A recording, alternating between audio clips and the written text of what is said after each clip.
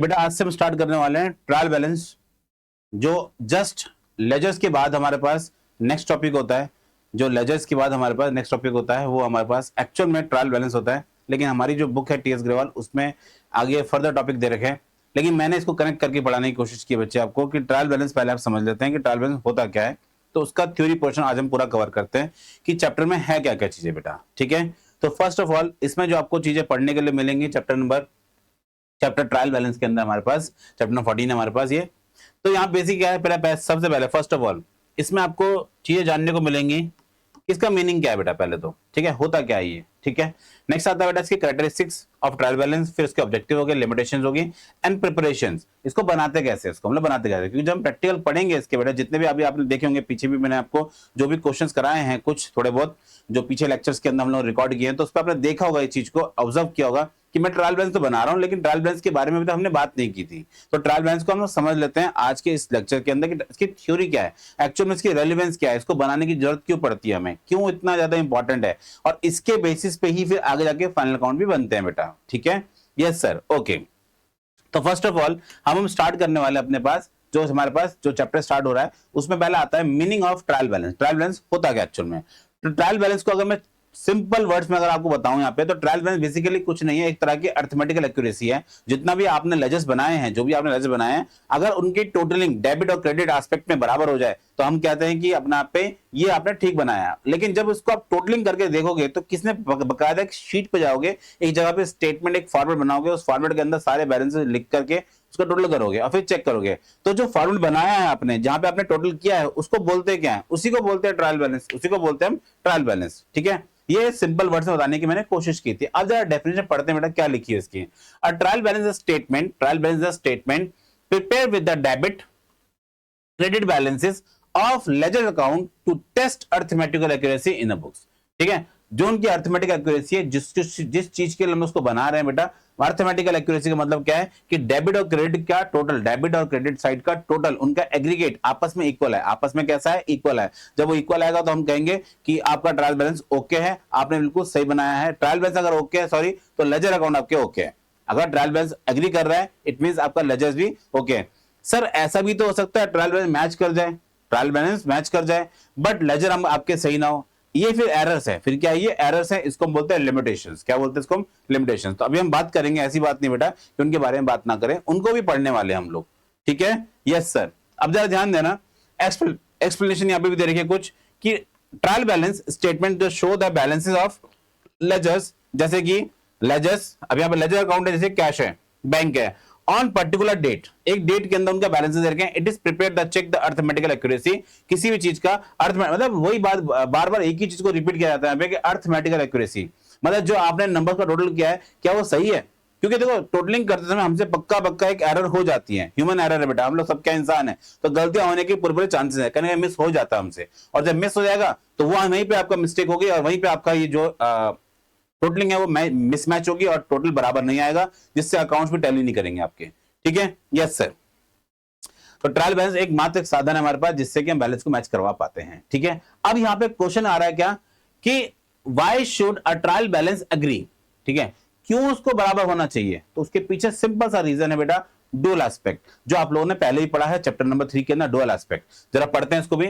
Account with debit balances are written on the debit side, simple सी बात है, debit balance debit side पे होते हैं, क्रेडिट बैलेंस क्रेडिट साइड पे होते हैं, and those with credit balances on credit side of the trial balance according to double entry system, every debit has a corresponding credit of equal amount as per dual aspect principle, ठीक है, dual aspect concept, dual principal.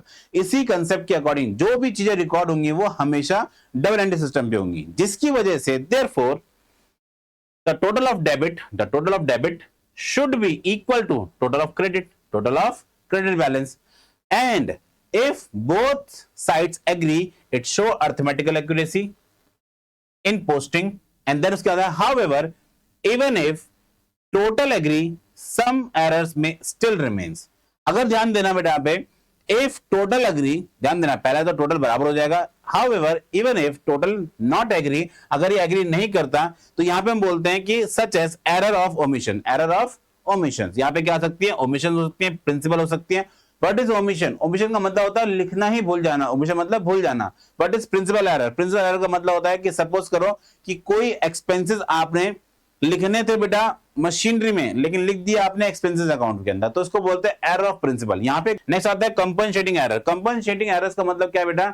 Suppose करो उनकी totally में गलती होगी, उनके account में गलती हो गई, या फिर सपोज करो उनको कैरी फॉरवर्ड करने में गलती हो गई, ऐसे बहुत टाइप के एरर हो सकते हैं। तो ऐसे एरर भी इसके अंदर आ सकते हैं, ऐसे एरर भी इसके अंदर आ सकते हैं। सर इन एरर को फिर सही कैसे करते हैं बेटा? फिर इसके लिए नया चैप्टर बन रखा है, रेक्टिफिकेशन ऑफ एरर्स, वहां जाके इसको हम लोग पढ़ने वाले हैं बेटा, इसको वहां पे अच्छे से समझने वाले हैं बेटा, ठीक है? Yes sir.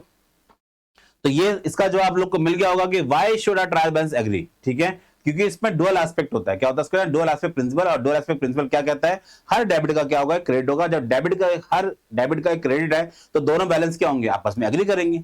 तो यही इसका एक मेन एस्पेक्ट है, मेन रीजन है, मेन प्रिंसिपल है कि जिसकी वजह से ट्रायल बैलेंस हमेशा एग्री करता है। Yes yes sir.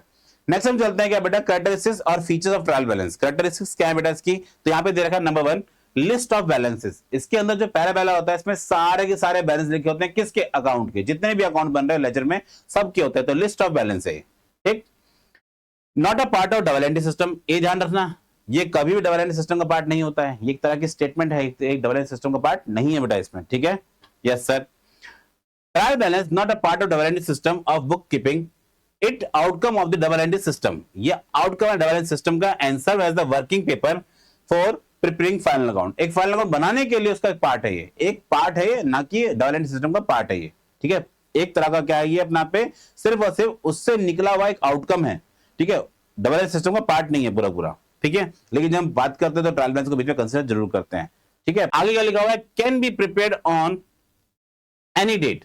इसको हम किसी भी डेट पे बना सकते हैं। वैसे तो फाइनली हम लोग लास्ट ईयर मतलब लास्ट मंथ में बनाते हैं, इसको लास्ट डेट पे बनाते हैं। लास्ट वर्किंग अकाउंटिंग है कि जो लास्ट डेट होती है उसमें इसको हम लोग बनाते हैं, लेकिन वो कह रहा है कि कभी बना सकते हो, लेकिन मंथ एंड में बनेगा। कब बनेगा? मंथ एंड में, क्वार्टर एंड में, या फिर ईयर एंड में बनता है ये, ठीक है? Can be prepare any date after balancing the all accounts. जब आप बैलेंस कर लोगे सारे अकाउंट को तभी इसको बना पाओगे, अदरवाइज नहीं बना पाओगे। मेरी बात समझ में आप लोग को आई? Yes sir.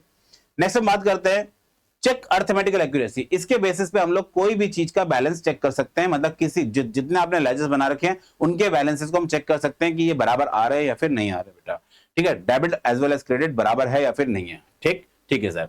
नेक्स्ट हम बात करते हैं कि not conclusion of proof of accuracy. क्या ये अगर मैच कर जाए तो क्या ये हमेशा प्रूफ ऑफ एक्यूरेसी है कि आपने जितनी चीजें की हैं वो सब सही कर रखी है? वो कह रहा है नहीं, ऐसा कोई पक्का प्रूफ नहीं है कि जो आपने बनाया है वो सब कुछ सही है, वो सब कुछ सही है। ऐसा कोई वैलिड रीजन यहाँ पे नहीं दिया गया, बोला गया ऐसी एक्यूरेसी नहीं है। मेरी बात क्लियर है सबको? Yes sir. तो ये थे बेटा हमारे पास कुछ कैरेक्टरिस्टिक्स ऑफ अकाउंटिंग और फीचर्स ऑफ अकाउंटिंग। फीचर्स भी है एंड कैरेक्टरिस्टिक्स भी है। ये बात को आप ध्यान रखना बेटा कि ये दो चीज हम लोगों ने यहाँ पे कुछ बातें पढ़ी अभी, जैसे कि इसमें क्या क्या होता है ट्रायल बैलेंस के अंदर। पहला लिस्ट होता है सारे बैलेंसेस का, दूसरा not part of double entry system, तीसरा ये कभी भी बनाया जा सकता है, किसी भी डेट पे बन सकता है, एंड चौथा क्या बच्चे अपना पे चेक अर्थमेटिक एक्यूरेसी, और ये अपना पे not conclusive proof of accuracy. इसके बेसिस हम कोई भी चीज नहीं बोल सकते कि ये सही बनी है, क्योंकि इसमें अभी भी कुछ एरर्स हो सकते हैं, अभी भी कुछ एरर्स हो सकते हैं। जैसे एग्जांपल, मैं छोटा एग्जांपल दे रहा हूं आपको। मशीनरी आपने इंस्टॉल की, उसके लिए आपने वेजेस पे किया। अब उस वेजेस को अगर आप डेबिट साइड पे थी तो लिखोगे,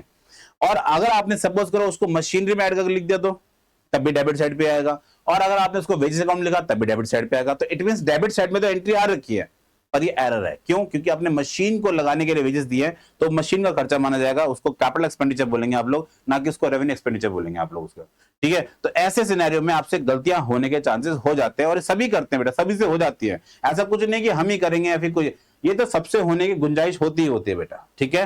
पक्का। लेकिन हम यहाँ बात कर रहे हैं क्या, ये not conclusive proof of accuracy. इसमें कोई पक्का नहीं कि आपने जो भी चीजें की होंगी वो सब कुछ ठीक है। फिर तो दुनिया में जितने भी अकाउंट्स बनते हैं वो सभी ओके होते होंगे, पर फिर भी देखो उनकी ऑडिटिंग होती है। ऑडिटिंग मतलब होता है चेकिंग, उनकी चेकिंग फिर भी होती है, चेक किया जाता है उनको, चेक करने में उनमें फिर भी एरर मिलते हैं। रीजन क्या होता है उसके पीछे कि भाई कुछ ना कुछ एरर रह जाते हैं, जिसको हम बाद में आइडेंटिफाई करके फिर फाइंड आउट करते हैं बेटा, ठीक है? और बाद में उनको करेक्ट करते हैं। Yes yes okay. नेक्स्ट हम चलते हैं बेटा टॉपिक की तरफ। हमारे पास आता है ऑब्जेक्टिव्स। क्या आता है? ऑब्जेक्टिव और फंक्शंस। ऑब्जेक्टिव क्या है, फंक्शंस क्या है ऑफ ट्रायल बैलेंस के। नंबर वन पहला first, to ascertain the accuracy arithmetical accuracy of ledgers account. सबसे पहला काम होता है कि एक्यूरेसी देख जज करना, किसी जितने भी आपने लेजेस बनाए हैं उनकी एक्यूरेसी आप जज कर पाते हो इस ट्रायल बैलेंस के मीडियम से, ठीक है। नेक्स्ट हम बात करते हैं क्या, to help to preparation of final accounts. ध्यान रखना, फाइनल अकाउंट बनाने के लिए या फिर फाइनेंशियल स्टेट बनाने के लिए हमें जरूरत पड़ती है किसकी, ट्रायल बैलेंस की। तो ट्रायल बैलेंस का ऑब्जेक्टिव, उसका फंक्शन क्या है बेसिकली, नंबर 1 एक्यूरेसी के लिए, नंबर 2 फाइनल अकाउंट बनाने के लिए, फाइनल अकाउंट्स बनाने के लिए। क्योंकि जब ये फाइनल अकाउंट बनाएंगे तो हमें सबके बैलेंस चाहिए होते हैं, जितने भी आपके पास खर्चे, इनकम, एसेट्स, लायबिलिटी, कैपिटल, सबके बैलेंस चाहिए होते हैं हमें। तो जितने भी खर्चे हमें जो भी हमने किया है उसके सबके बैलेंस चाहिए, तो बैलेंस कहां पता लगेंगे, ट्रायल बैलेंस में। और ट्रायल बैलेंस किसके बेस पे बनेगा, लेजर्स के बेस पे। यस, तो लेजर्स होंगे तो ट्रायल बैलेंस है, ट्रायल बैलेंस है तो फिर आपका फाइनल अकाउंट बनेगा। तो ये इसका फंक्शन है, पहला एक्यूरेसी, दूसरा क्या है, इसके बैलेंस चाहिए फाइनल अकाउंट के लिए, ठीक है सर। ये बेटा बेसिकली क्या करता है, हर अकाउंट की समरी देता है। अब देखो जर्नल एंट्री के अंदर तो मल्टीपल ट्रांजेक्शन रिकॉर्ड हो रखे हैं, मल्टीपल ट्रांजेक्शंस, इनफाइनाइट, मतलब बहुत सारे ट्रांजेक्शंस हैं। तो मैं सबको जाके नहीं गो थ्रू कर सकता, जाके सबको चेक कर सकता हूं, मैं जाके सबको क्या चेक करूं कि भाई यहाँ पे क्या होगा, यहाँ पे क्या होगा। लेकिन जब अकाउंट बनाते हैं हम तो लेजर्स का मतलब है सबके अकाउंट बन गए, एक समरी बन गई, और समरी के बेस पे बैलेंस आ गया। और बैलेंस कहां पे आपका बैलेंस होता है बेटा, ट्रायल बैलेंस में। बैलेंस कहां पे होता है, ट्रायल बैलेंस में। इससे क्या होता है, हर किसी की समरी मुझे पता लग जाती है, और जिसके बेस पे मेरे को फाइनल अकाउंट बनाने में थोड़ी इजीनेस हो जाती है, ईज ऑफ डूइंग हो जाती है, ठीक है। नेक्स्ट हम बात करते हैं to help in identifying the errors. इसके बेसिस पे हम लोग एरर्स को आइडेंटिफाई करके उसको डिटेक्ट करके उसको रिजॉल्व कर सकते हैं, उसे सॉल्व कर सकते हैं, ठीक है। Yes sir. तो पहला क्या है, इसमें समरी मिल जाती है। दूसरा क्या बेटा, आइडेंटिफाई करके, जब मान के चलिए कोई एरर हो रहा है ट्रायल बैलेंस की हेल्प से आपको पता लगता है कि ये वाला बैलेंस मैच नहीं, ट्रायल बैलेंस मैच नहीं कर रहा है, फिर आप जाओगे और चेक करोगे किस अकाउंट की वजह से ऐसा हो रहा है। तो सारे अकाउंट आप चेक करते हो, जब सारे अकाउंट चेक करते हो तो आपको 101% कहीं ना कहीं पे एरर मिलती है, जिसके बेसिस पे जाके आप उसको सही कर पाओगे बेटा, ठीक है। तो ये बोल रहा है आपको to help in identifying the errors, ठीक है। मेरी बात यहां तक क्लियर है, यस सर। तो टोटल मैंने आपको कितने फंक्शन बताए इसके, number 1 arithmetical accuracy, number 2 final accounts हो गया, number 3 each account, it provide each account summary, ये आपको समरी प्रोवाइड करता है, एंड देन उसके बाद क्या, आइडेंटिफाइंग द एरर्स, आपको एरर के बारे में बताता है। मेरी बात यहां तक आप सबको क्लियर है बेटा, यस सर। तो जब ये सब भी क्लियर हो गया, हम लोगों ने बेटा फर्स्ट ऑफ ऑल पहले क्या पढ़ा, आप लोगों ने बच्चे, फर्स्ट ऑफ ऑल आप लोगों ने पढ़ा कैरेक्टरिस्टिक्स एंड फीचर्स, कैरेक्टरिस्टिक्स और फीचर्स दोनों के लिए हम एक बोल सकते हैं। फिर हमने पढ़ा बेटा इसके फंक्शंस, क्या पढ़ा इसके हम लोगों ने, फंक्शन और ऑब्जेक्टिव, फंक्शन और ऑब्जेक्टिव पढ़े हम लोगों ने। अब हम पढ़ने वाले हैं इसकी कुछ लिमिटेशंस, कुछ कमियां हैं, कमियां मिलती हैं, बात मैंने पहले ही बोला आपको कि इसमें कमियां हो सकती है बेटा, इसमें कुछ एरर्स हो सकते हैं। बस उन एरर को हमें पहचान के, मतलब उनके बारे में बात करनी है। पहचानना तो खैर क्या है, अभी इनके बारे में हमें जानकारी लेनी है, हमें लिमिटेशंस ऑफ ट्रायल बैलेंस के बारे में जानना है, लिमिटेशन ऑफ ट्रायल बैलेंस जानना बेटा, ठीक है। Trial balance is not conclusive proof of accuracy of the books of accounts, ठीक है। Even if total of debit credit agree, it does not guarantee that the all transaction has been correctly recorded. जैसे कि the total a tallied trial balance, मतलब जिसमें trial balance match कर जाए, tallied trial balance only ensure that the equal debit or credit has been entered in the books of account, but some errors may still undetected. अब कुछ error ऐसे होते हैं जिनको आप फाइंड आउट नहीं कर पा रहे हो, जिसको आप नहीं ढूंढ पा रहे हो, और जब नहीं ढूंढ पा रहे हो तो ऐसे एरर क्या करेंगे, आगे जाके आपको दिक्कत देने वाले हैं बच्चे, ठीक है। मतलब कुछ ना कुछ एरर्स ऐसे हो जाते हैं जो आपको बाद में आइडेंटिफाई आप नहीं कर पाते हो, आप आइडेंटिफाई नहीं कर पाते हो। रीजन क्या है, क्योंकि ये तो टैली कर गया, अब टैली कर गया तो एरर तो कुछ ना कुछ है, और जब है तो आप कैसे उसे फाइंड आउट करोगे। जैसे मैंने अभी छोटा सा आपको एग्जांपल दिया कि कैपिटल एक्सपेंडिचर और रेवेन्यू एक्सपेंडिचर, तो आपने क्या किया, उस खर्चे को कहां डाल दिया, आपने वेजेस अकाउंट डाल दिया।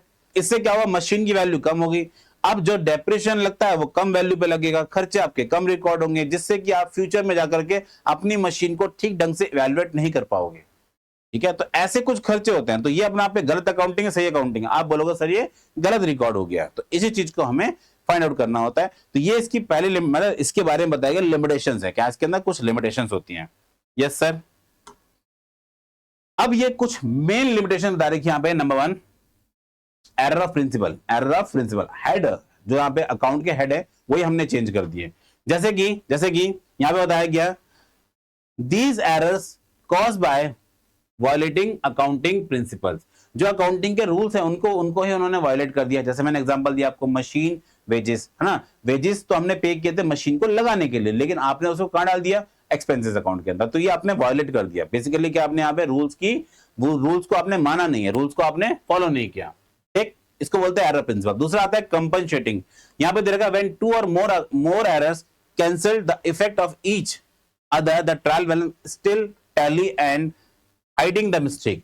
अब यहाँ पे दो जगह पे आपने मिस्टेक कर रखी थी, लेकिन वो दोनों एरर एक दूसरे को कट कर रहे थे, वो दोनों एरर एक दूसरे को क्या कर रहे हैं, कट कर रहे हैं, जिससे कि आपको एरर पता ही नहीं चला कि गलती कहां पे हो रखी है, हमसे गलती वो कहां पे रखी है। तो ऐसे एरर को बोलते हैं कंपनसेटिंग एरर। कौन से बोलते हैं? कंपनसेटिंग एरर्स बेटा। एंड तीसरा होता है ओमिशन। बेटा ओमिशन का मतलब होता है कि भूल जाना। क्या होता है? भूल जाना। यहां से भूल गए बेटा, ठीक है, दिमाग से ही आपके स्किप हो गया बेटा। तो ऐसे एरर को हम लोग क्या बोल सकते हैं? Error of omission. ये भी दो टाइप के हो सकते हैं, कंप्लीट और पार्शियली, ठीक है। कभी कभार आप आधा भूल जाते हो, आधा लिखना भूल गए, एक जगह पे एंट्री पोस्ट की, एक जगह पे एंट्री पोस्ट नहीं की। और दूसरा क्या होता है? कंप्लीटली, कोई आपने सेल परचेज किया या फिर आपने कैश रिसीव किया, चेक डिपॉजिट किया, लेकिन आप भूल गए उसको, ठीक है, रिकॉर्ड नहीं कर पाए। नेक्स्ट आता है बेटा क्या? Error of duplication. Error of duplicate. Duplication का मतलब क्या होता है कि आपने कोई चीज डबल आपने उसको रिकॉर्ड कर दिया, ठीक है। वैसे एरर हमारे पास नहीं है। फिर आता है error of commission. Error of commission मतलब रॉन्ग अकाउंट के अंदर। When correct amount is posted to correct side but in wrong account. ओए होई सर जी, जैसे कि सपोज करो आपने दो पर्सन आपके पास, एक मिस्टर राम, मिस्टर श्याम, आपने सामान बेचा है मिस्टर श्याम को, लेकिन एंट्री पास कर दी मिस्टर राम में। तो डेटर तो आपके लिए मिस्टर राम भी है, मिस्टर श्याम भी आपके लिए क्या है? डेटर है। लेकिन आपने एंट्री कहां पोस्ट कर दी? सामान बेचा आपने मिस्टर श्याम को, पर एंट्री आपने कहां पोस्ट की है? मिस्टर राम में। तो ट्रायल बैलेंस के, सॉरी, जो ट्रायल बैलेंस का जो रूल है उसमें डेबिट क्रेडिट तो बराबर आएगा बेटा। डेबिट साइड में मिस्टर राम ने भी आना है, डेबिट साइड में मिस्टर श्याम ने भी आना है। तो डेबिट बैलेंस के अंदर जो डेबिट साइड पे जो अमाउंट है, चाहे मिस्टर राम में ऐड हो गया है, चाहे मिस्टर श्याम में ऐड हो गया है, अर्थमेटिकल एक्यूरेसी बराबर आएगी। तो ऐसे एरर कौन से एरर होते हैं? ये आपके होते हैं commission, error of commission, error of commission होते हैं।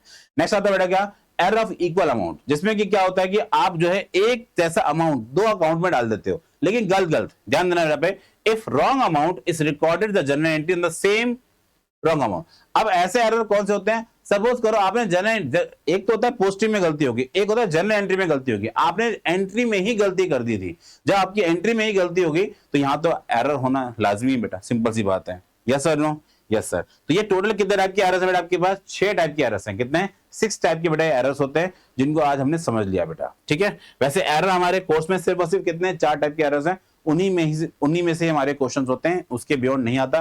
पर ये थ्योरी पोर्शन के अंदर है, इस वजह से हमने इसको कवर किया है, ठीक है। Yes sir. तो ये अब हम लोगों ने ट्रायल बैलेंस की थ्योरी को कवर कर लिया है, उसकी डेफिनेशन, वो एग्री क्यों करता है, उसके ऑब्जेक्टिव, उसके कैरेक्टरिस्टिक्स, उसके लिमिटेशंस, ये सारा हमारा कवर हो चुका है। Yes sir, okay.